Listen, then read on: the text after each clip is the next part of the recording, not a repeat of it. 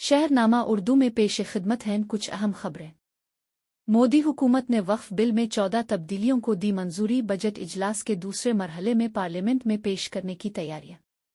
BJP MP Jagdambika Pal ने JPC के जायजे की क़ियादत की और 27 जनवरी को अपनी मंजूरी देने से पहले बिल में 14 तरामीम को अपनाया।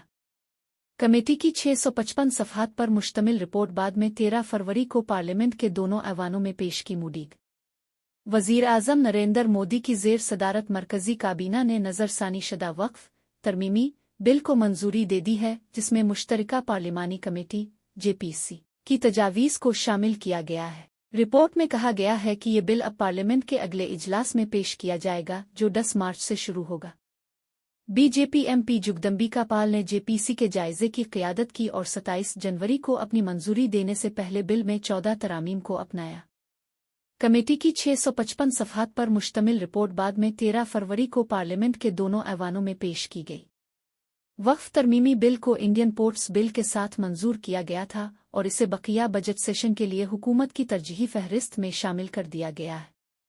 कल 66 तरामीम पेश की गईं, जिनमें से 23 हुक्मरान बीजेपी की ज़ेर क़ियादत नेशनल डेमोक्रेटिक अलायंस (एनडीए) के एमपीज़ ने और 44 अपोजिशन ने। लेकिन हिज़्ब इख्तिलाफ की तरामीम को पार्टी खतूत पर मुस्तरद कर दिया गया, क्योंकि कमेटी में बीजेपी या उसके इत्तेहादियों के 16 और अपोजिशन के 10 मेंबरान हैं।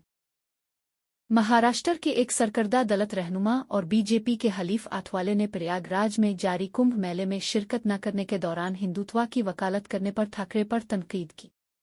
आठवले ने कहा कि ठाकरे हिंदुत्व की बात करते हैं, लेकिन उन्होंने प्रयागराज में जारी कुंभ मेले में शिरकत नहीं की।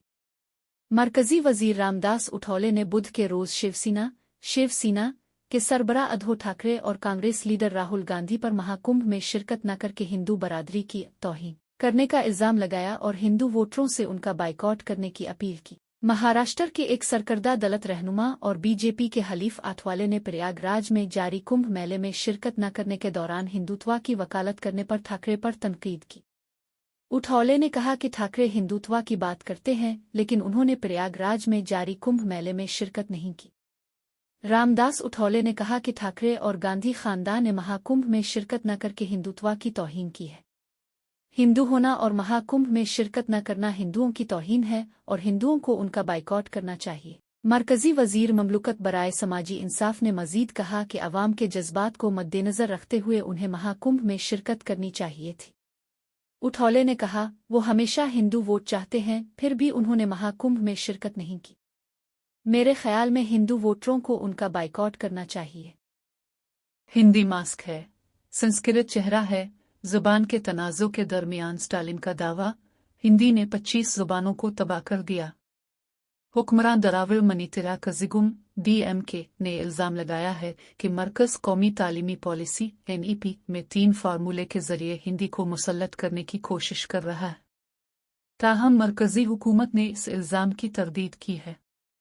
तमिलनाडु के वज़ीर आला एम.के. स्टालिन ने जुमेरात को हिंदी मुसल्लत करने के सिलसिले में मरकज़ पर दबाव बढ़ाते हुए दावा किया कि दूसरी रियासतों में ज़बान को ज़बरदस्ती अपनाने की वजह से 100 सालों में 25 मकामी शुमाली हिंदुस्तानी ज़बानें तबाह हो चुकी हैं। हुक्मरान बीजेपी ने फौरी तौर पर जवाबी हमला किया और रिमार्क्स को महमकाना करार देते हुए मुस्तरद कर दिया।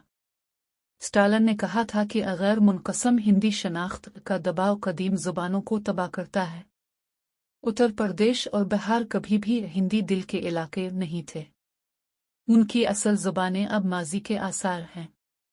जुमेरात की सुबह एक्स पर एक पोस्ट में उन्होंने मरकज़ पर भी तनक़ीद की, जिसने तमुल सियासी रहनुमाओं पर हिंदी मुसल्लत करने पर तनक़ीद की थी और उन पर 2026 के इंतख़ाबात से क़ब्ल एक साज़गार सियासी बयानिया बनाने के लिए हक़ाइक़ को मस्ख़ करने का इल्ज़ाम लगाया था। दराविड़ मनीतर कज़िगुम के रहनुमा ने हिंदी के मुसल्लत पर अपनी पार्टी के कुछ एतराज़ात का खाका पेश किया, जिसमें यह दावा भी शामिल है कि मरकज़ ये कहने के बज़ाहिर तज़ाद है कि किसी भी रियासत में स्कूल के तलबा कोई भी ज़बान सीख सकते हैं, असल में तो मुल्क को बतौर मज़मून पेश नहीं करता है।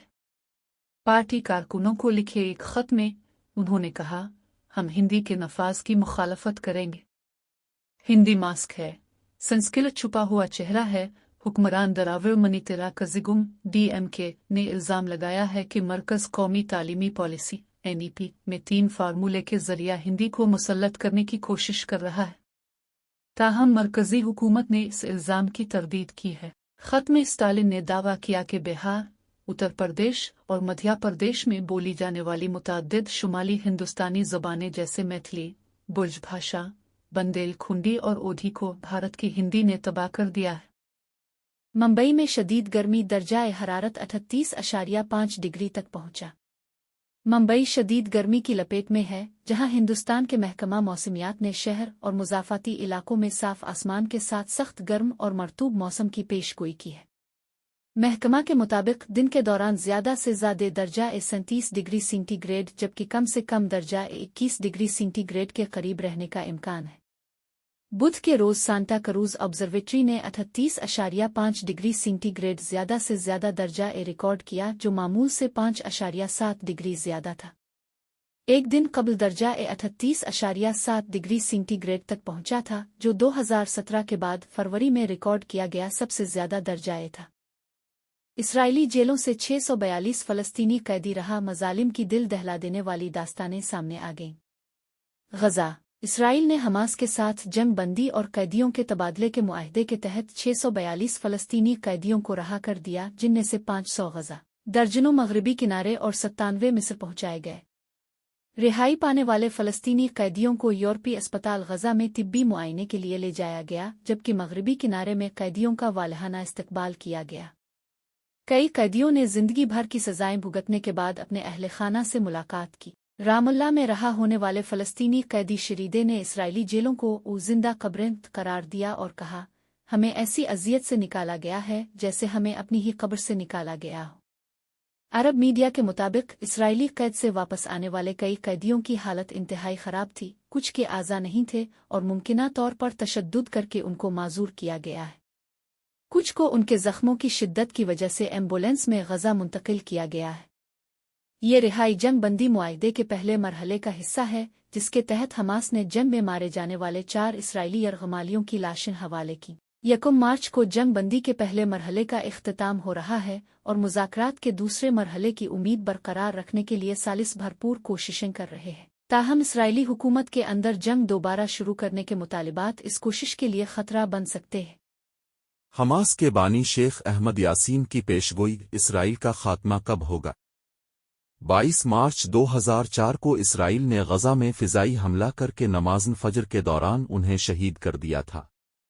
गज़ा, फ़लस्तीनी मुज़ाहमती तंजीम हमास के बानी शेख अहमद यासीन शहीद का एक पुराना इंटरव्यू दोबारा सोशल मीडिया पर वायरल हो रहा है, जिसमें उन्होंने इसराइल के खात्मे से मुताल्लिक़ एक पेशगोई की थी। 1999 में एक अरब मीडिया को इंटरव्यू देते हुए उनसे इसराइल के मुस्तक़बिल के बारे में सवाल किया गया, जिस पर उन्होंने कहा, इसराइल की बुनियाद जुल्म पर है और जुल्म पर कायम कोई चीज़ हमेशा नहीं रहती। उन्होंने मज़ीद कहा कि दुनिया में कोई ताकत हमेशा नहीं रहती, जैसे इंसान बचपन, जवानी और बुढ़ापे के मराहिल से गुजरता है, इसी तरह ममालिक भी ख़त्म हो जाते हैं। शेख अहमद यासीन ने इस इंटरव्यू में दावा किया था कि 21वीं सदी के पहले 25 सालों में इसराइल का वजूद ख़त्म हो जाएगा और साल 2027 में इसराइल नहीं रहेगा। जब उनसे इस मखसूस साल की वजाहत पूछी गई, तो उन्होंने कहा कि कुरान हमें बताता है कि 40 साल में एक नस्ल तब्दील होती है।